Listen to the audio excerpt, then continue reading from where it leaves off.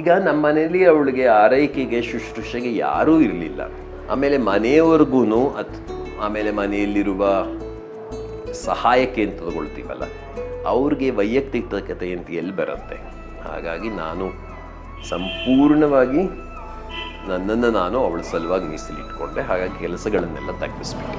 ಈ ವಾಸ್ತು ಅನ್ನೋದು ಎಷ್ಟರ ಮಟ್ಟಿಗೆ ಸರಿ ತಪ್ಪು ಅಂತ ನನ್ನ ಪ್ರಶ್ನೆ ಹೆಚ್ಚಾಗಿ ಸತ್ಯನೋ ಅಸತ್ಯನೋ ಸರ್? ವೈಯಕ್ತಿಕವಾಗಿ ನಾನು ನಂಬೋದಿಲ್ಲ, ಆದರೆ ಇವತ್ತು ಜಗತ್ತು ನಂಬುತ್ತೆ. ವಾಸ್ತು ಪ್ರಕಾರವಿರಬೇಕು, ಹಾಗಾಗಿ ಮಾಡಬೇಕಾಗತ್ತೆ. ಆದರೆ ಒಂದು ನಗರದ ಪರಿಸ್ಥಿತಿಯಲ್ಲಿ, ನಗರದ ಇಕ್ಕಟ್ಟಿನ ಪರಿಸ್ಥಿತಿಯಲ್ಲಿ ಅವೆಲ್ಲವನ್ನು ಸಹಜವಾಗಿ ಸ್ಪಾಂಟೇನಿಯಸ್ ಆಗಿ ಮಾಡಲಿಕ್ಕಾಗೋದಿಲ್ಲ. ತೀರ್ಥ ಅಂದರೆ ನಿಜವಾದ ಅರ್ಥ ನೀರಲ್ಲ. ಏನು ಸರ್ ಮತ್ತೆ? ತೀರ್ಥ ಅಂದರೆ ದಾಟುವುದು ಅಂತ ಅರ್ಥ. ದಾಟೋದಾ? ಈ ದಡದಿಂದ ಆ ದಡಕ್ಕೆ ದಾಟುವುದಕ್ಕೆ ತೀರ್ಥ.